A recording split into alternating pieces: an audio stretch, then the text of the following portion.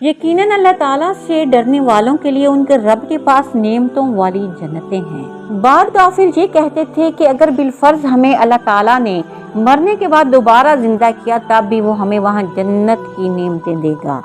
تو اللہ سورۃ القلم میں فرماتے ہیں، تمہیں کیا ہے، تم کیسے فیصلہ کرتے ہو؟ یا تمہارے پاس کوئی کتاب ہے جس میں تم پڑھتے ہو کہ بلا شبہ تمہارے لیے اس میں وہی ہوگا جو تم پسند کرتے ہو؟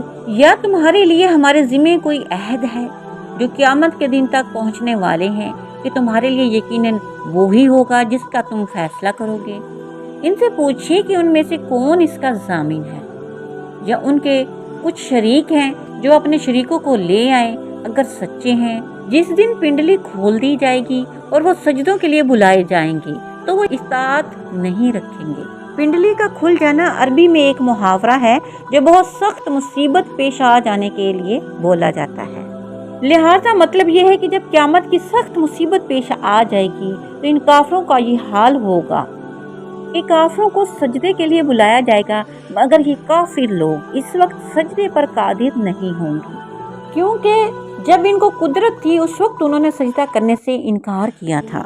ان کی نگاہیں جھکی ہوئی ہوں گی، ذلت ان پر چھا رہی ہوگی، حالانکہ بلا شبہ انہیں سجدوں کے لیے بلایا جاتا تھا جبکہ وہ صحیح سالم تھے۔